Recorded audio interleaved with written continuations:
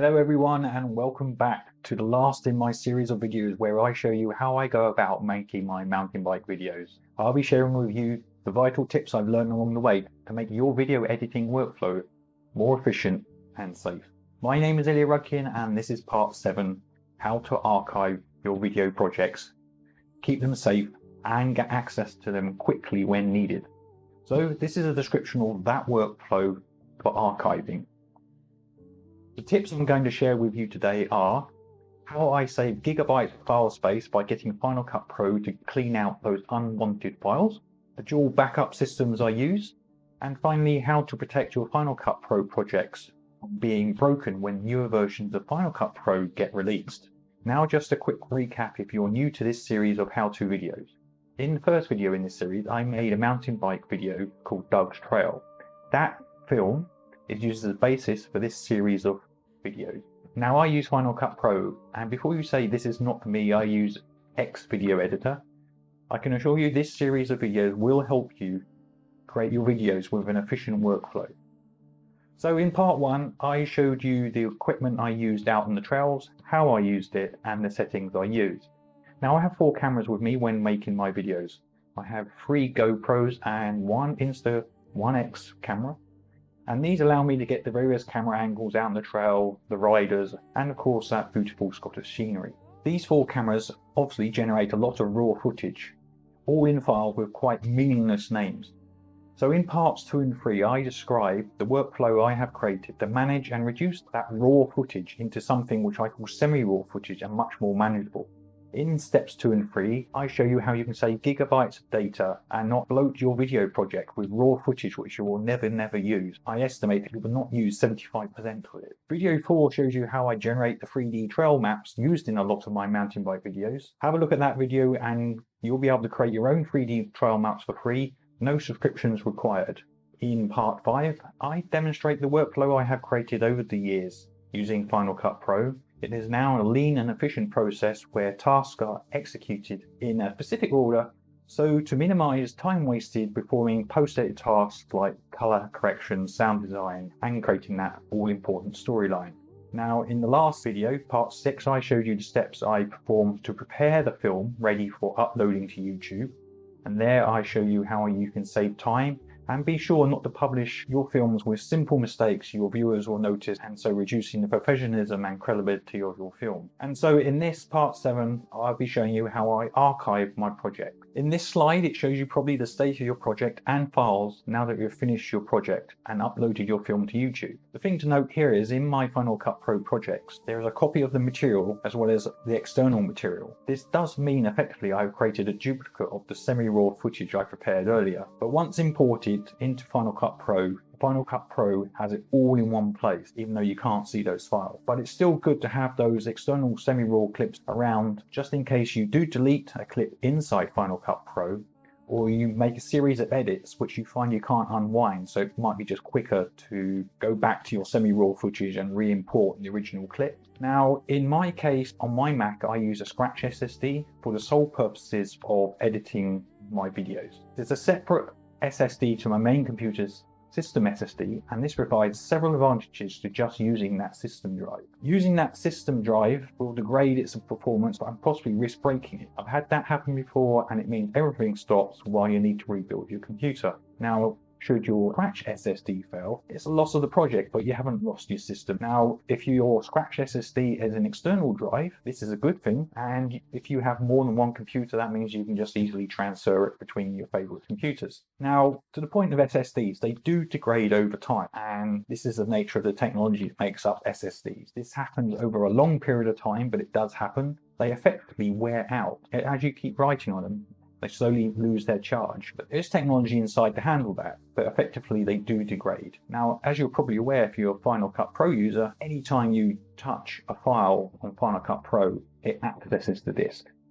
Of course, this happens thousands and thousands of times across the time and the projects that you use. And this material is all that proxy and prepared material that Final Cut Pro does you. That allows you to unwind all those edits quickly without the system having to rebuild all those files. Now they collect and they build up the project to something quite huge. So I will show you how I reduce the size of your Final Cut Pro project a little bit later on in this video.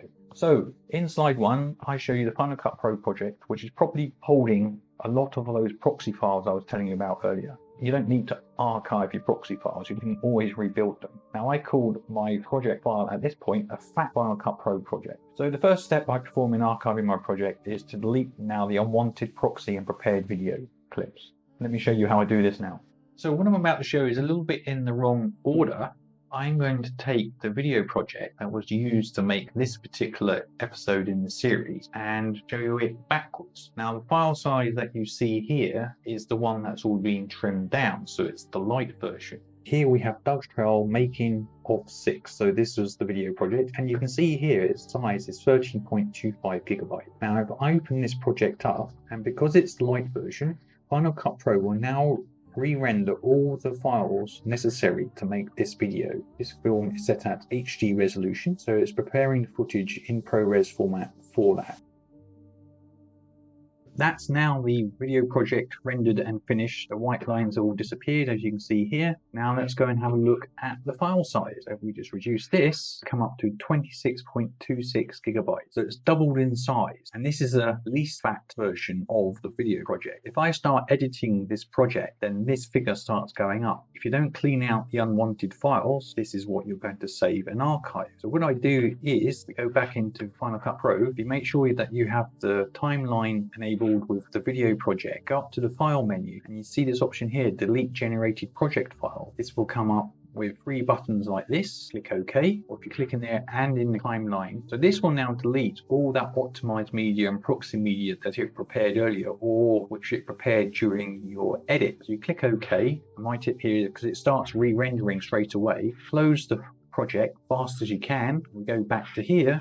We've gone back to 13.25 gigabytes. So that's the trick I use. Before archiving the project, I am sure to do that at least a few times, because I've noticed just doing it once or twice, I don't know, it seems to get a little bit stuck. So I persistently do it at least 5 times. I can reduce the size of the project quite drastically. Then I save it off the archive. So having removed all those unwanted video clips, proxy files and prepared material, I now have what I call a thin Final Cut Pro project. It is this light version that I've archived. Now in this slide, you will see I will copy the video project to 2 backup drives. One of those is a Drobo DAS unit, and the other is just an ordinary hard disk inside my Mac Pro. They are both mirror images of each other, exactly the same files on each system. And the reason I do this is while I have no issues with the Drobo DAS in all the years I've had it, I have heard of many horror stories where people have lost their data because the unit itself has failed, not necessarily because of a single drive failing. Now, Drobo uses a proprietary file system which I do like using a lot. It has many advantages for me, but should it fail, I cannot just take the disks out and transfer them to another DAS or NAS unit. They are effectively incompatible. So this is why I have a second hard disk with exactly the same copy as on the Drobo sitting in my Mac Pro.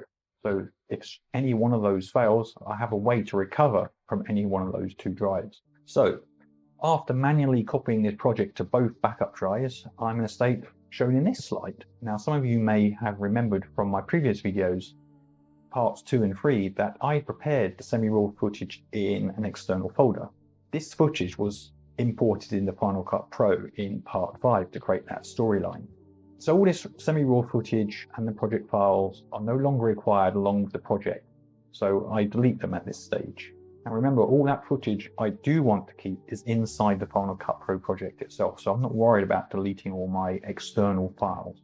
Now you may notice here a Pixelmator project, YouTube tile template project, which I used to make the YouTube tiles. I also delete this because this is easy enough for me to generate should I need to. I just take an image of it and stick it in my photo album should I need it in the future. Now this brings us to the last slide, which just shows you the state of the system and all the video projects after the cleanup.